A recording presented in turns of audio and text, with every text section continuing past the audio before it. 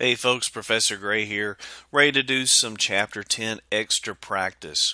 First thing I'm going to do is make sure the diagnostics are set to be on in my TI calculator.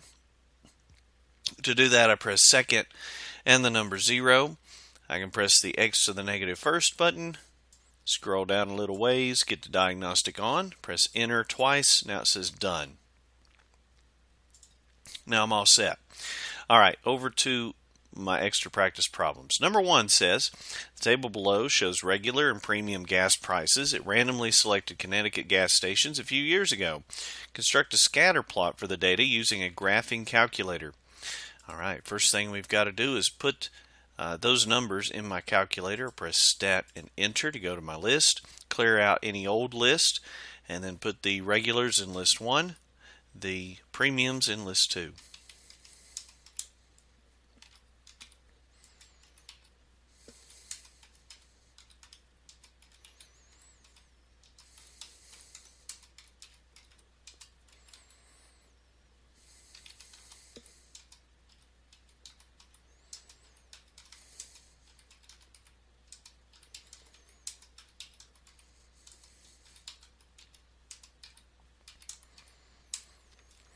Alright, once all those are put in, I'm going to press second and the Y equals button to go to my stat plots and turn the very first one on. Alright, once it's turned on, you can press the graph button and that'll take you to your graph. Now, if you get an error screen at this point, the most common reason for that is if you press Y equals, if you have something filled in to any of these Y equals formula entries, if you have anything put in here at all, when you go to graph, you might get an error message from your stat plot, or you might get a stray line or something like that showing up. Just clear it off, make sure everything's clear. Then you should be set to go. Now when I go to graph, I really can't see what I'm looking for. So fix that by going to zoom and number 9, zoom stat, and there's my scatter plot. So for number 1, I'm just going to mark that that is on calculator.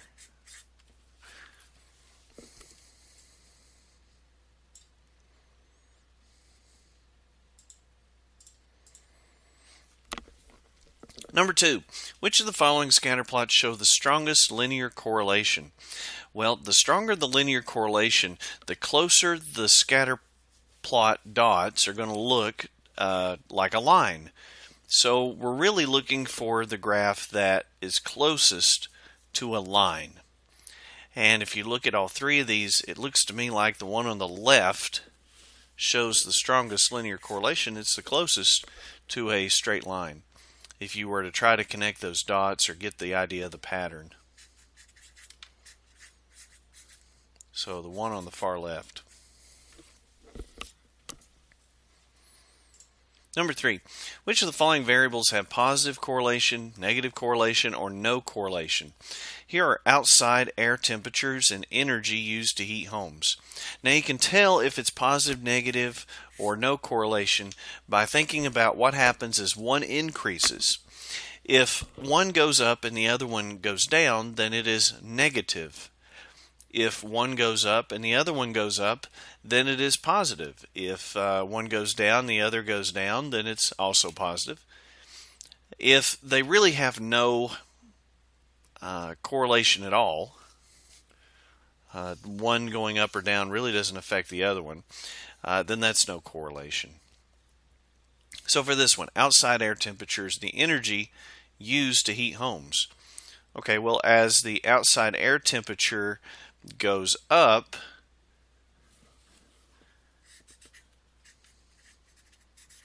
what happens to the energy to heat?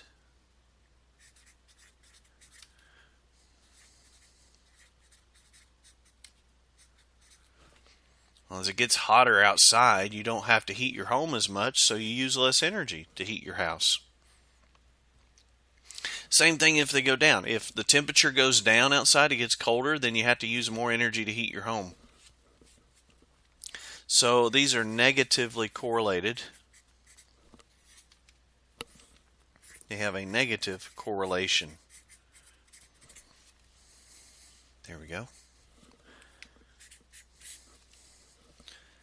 Let's try number 4. Which linear correlation coefficient below indicates the strongest linear correlation? All right, we can tell the strength of a linear correlation by how close the absolute value is to 1. So the one that is closest to 1 or negative 1 will have the strongest linear correlation. The positive negative just tells you which direction it's going in. So let's make a label, strongest. Of all of them listed, that's going to be the negative 0.976 because it is the closest to 1 or negative 1, either one. Okay, how about the weakest? Well, the weakest one is going to be the one that's closest to 0. All right, if I look at those numbers, doesn't matter if it's positive or negative, just closest to 0. The closest one is going to be 0.024. So closer to 0, weaker, closer to positive or negative 1, stronger. On to number 5. Number 5 says, for the data below, find the linear correlation coefficient and ascribe it. Determine if there's sufficient evidence to support the claim that a linear correlation exists if alpha is 0.05. Round to 3 places. So first things first, we need to find the linear correlation coefficient, that's R. To do that, we're going to need to put these numbers in our calculator. So I'm going to clear off the old stuff and put in the new.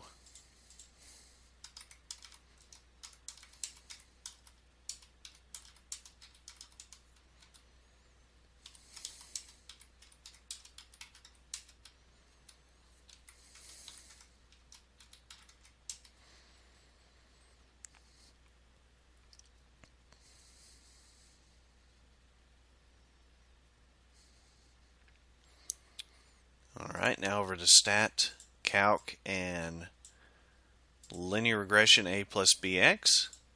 Tell the calculator I'm using both. List. If you have a TI-84 Plus, then XList is L1, YList is L2, and clear everything else off. You don't need the frequency list, and you don't need the store linear regression equation as. So just L1 and L2, clear everything else. Calculate. And here we go. R is going to be about 0.947. Okay, well, let's describe that. This is very close to 1, and it's positive. So this is a strong positive correlation. Now, let's compare it to the critical values of the R values and see if there's enough evidence to say there's a linear correlation. To do that, I use this table. Alpha is 0.05 per the problem. Now for N, I need to know how many pairs I have. 1, 2, 3, 4, 5. 5 pairs. So 5 and 0.05 match up at 0.878. Okay, now I got to look and see which is bigger, the absolute value of R, which is still just 0.947, or the value on the table. The one from the calculator is bigger, so the answer is yes, there's sufficient evidence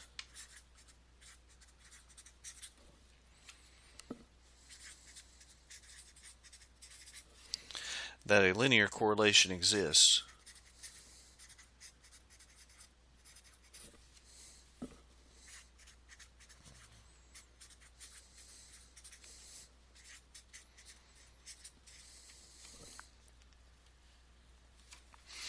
So not only do we think there's a linear correlation between those variables, we've proven it mathematically. On to the next question. Same set of data. For this data, find the linear regression equation. Predict the winning bid when the opening bid is $750. Round to 2 places. Okay, well, we already have that in the calculator. It gave it to us when it gave us our value. We just have to put it all together. Okay, so I'm going to move my calculator over. Now notice in the calculator it gives us the form of the line y equals a plus bx. We make one change. Instead of a y, we're going to make it y hat because we're predicting y. Now a is negative 4.62. B is a positive, so the plus stays. And round to 2 places, I get 0.43. 0.43. And don't forget to put the x with b, because in my model, y equals a plus bx, the x is with b, so put an x at the very end. That is the regression line equation. The next part says, make a prediction. If the opening bid is $750, well, the opening bids were my first list, so they're my x values. All right? Then I take my equation that I just put together, substitute in the 750 for x.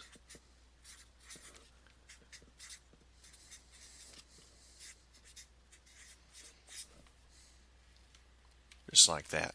And when you put that in the calculator, you can type it the exact same way I've written it. Be sure to put a negative 4.62 plus 0.43. Use the parentheses. When you press enter, you get your answer. So it's already to 2 places. We could say that y hat is going to be 317.88. So there's the equation, and there's the prediction.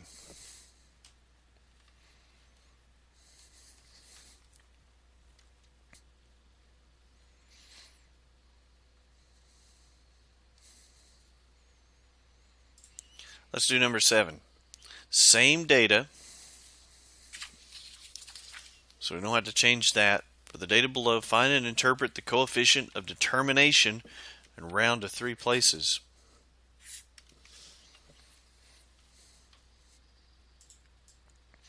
The good news is that we already have it. If we go to Stat Calc and number 8, again L1 and L2,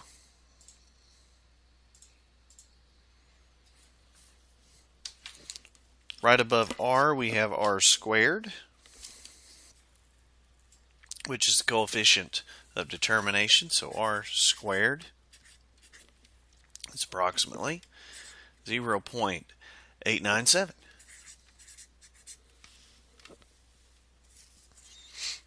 Then it says to interpret that. Okay, to interpret it, here's the idea. Change this to a percentage and use some phrasing like this. Approximately, since we did round, of course, 89.7% of the variation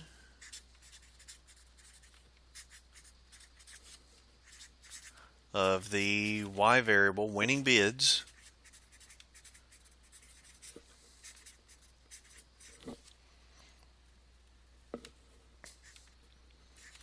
is explained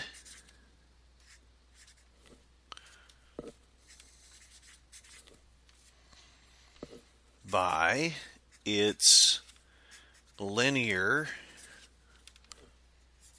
association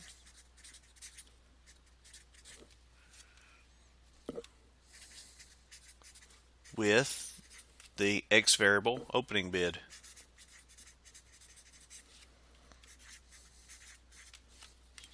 I'll move my hand so you can see it. Be sure to put the x and y values in context. Use what's given in the original problem. Number 8, for the data below, find the linear correlation coefficient and describe it. Determine if there's sufficient evidence to support the claim that a linear correlation exists if alpha is 0.05, round to 3 places. Now we have cricket chirps and temperatures. So stat and enter, got to clear off my old data, put in the new.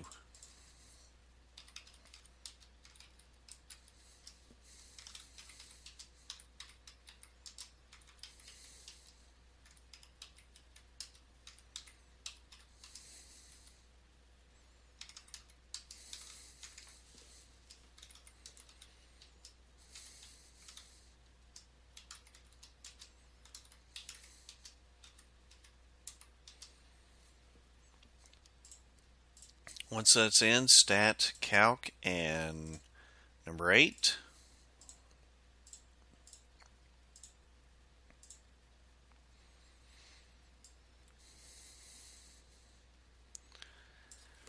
Number 8's looking for R.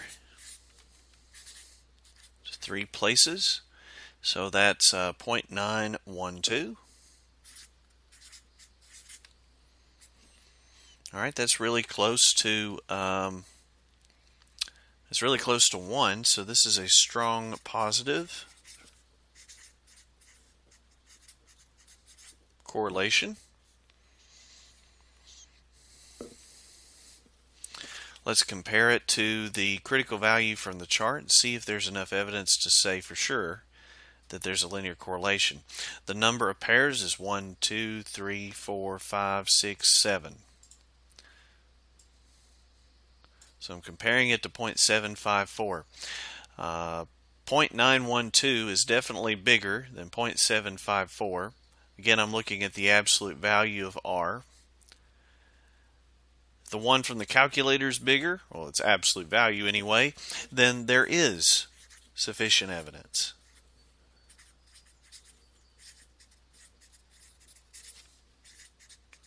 Of a linear correlation.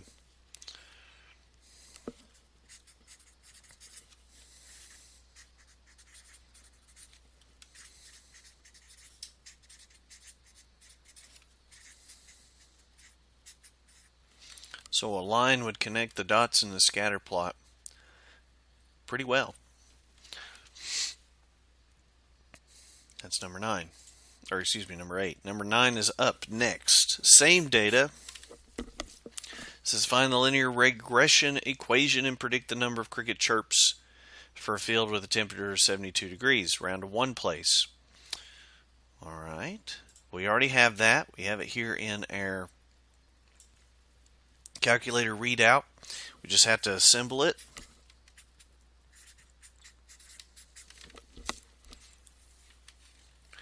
We're rounding to 1 place, so y hat equals negative 125.7.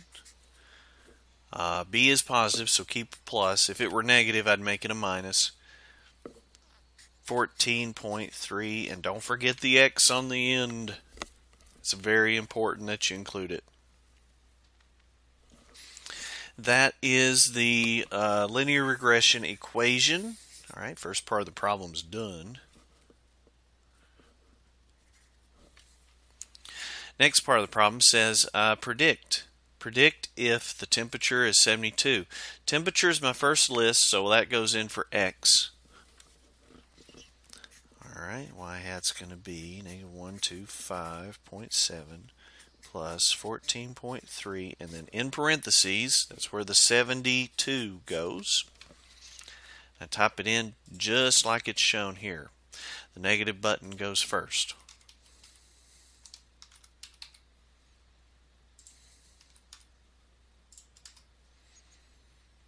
And my answer is going to be 903.9.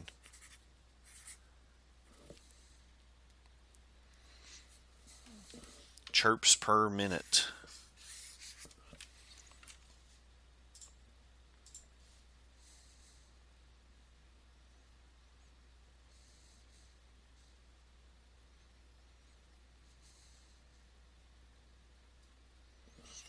All right, let's move on to number 10. It says find and interpret the coefficient of determination. That's r squared.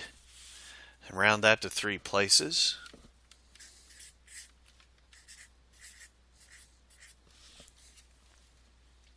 Well, we already found r squared. I'm just going to pull it up again just so it's easier for us to read.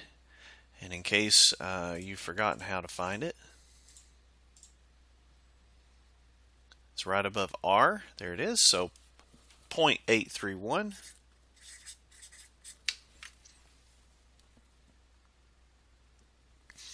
Now, to interpret it, you're going to convert it to a percentage and say that approximately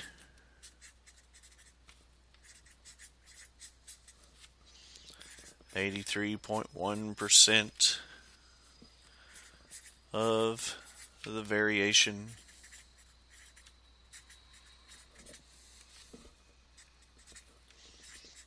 in chirps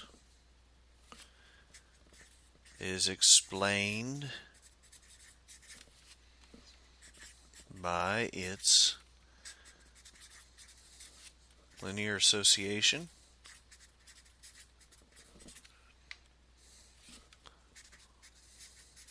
with the temperature. That's what the coefficient of determination is letting you know.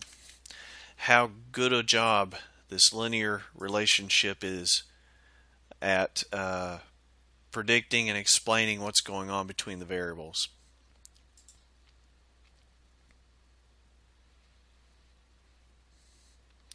All right, number 11.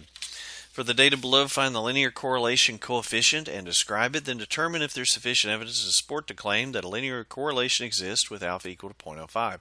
Round to 3 places. So I got to go back to stat and enter, get rid of my old list, put in my new.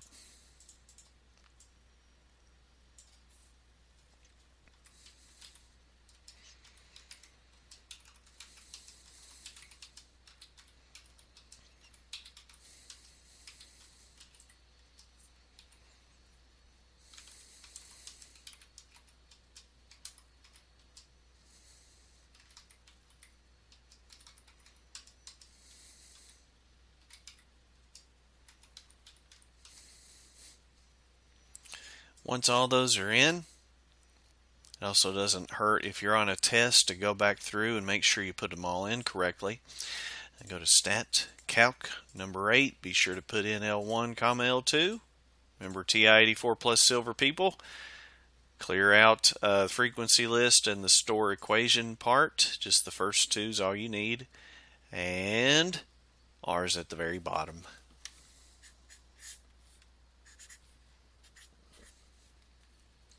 R is approximately negative 0.283. Get the calculator out of the way. How would we describe this? Well, it's really close to 0, and there's a negative on the front. So this is a weak negative correlation.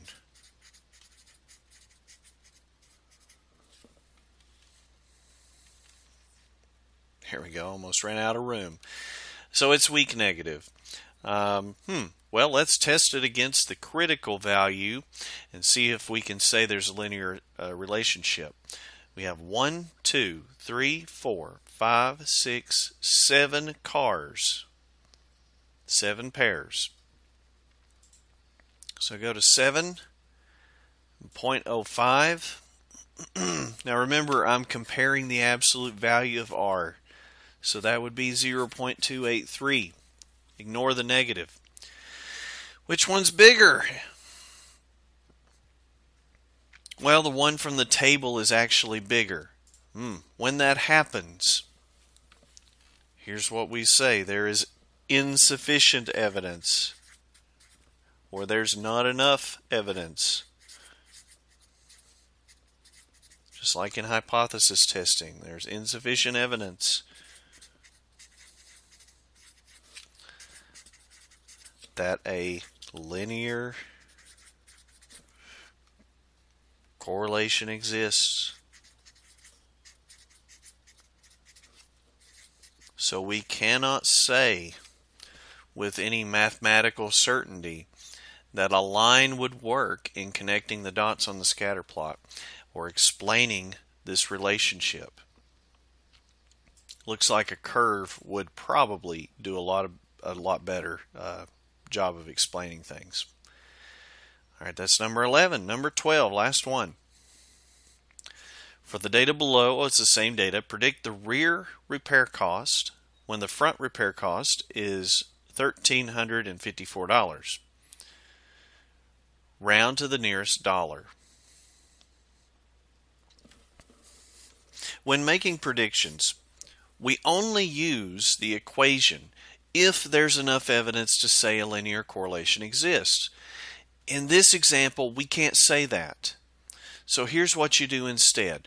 Whatever you're predicting, this is predict the rear repair cost. Easy to say, right? Whatever you're predicting, the rear repairs, find the mean, the average of those numbers. So you can do that two ways. You can add 1480, 1202, 802, 3191, 1122, 739, 2767 and divide by 7. Or, since you already have that in list number 2, here's a shortcut.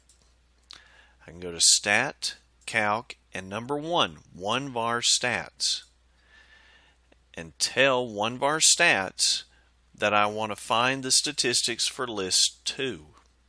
If you're in a TI-84 Plus Silver Special Director's Cut Edition, then your list is L2, and clear off the frequency list.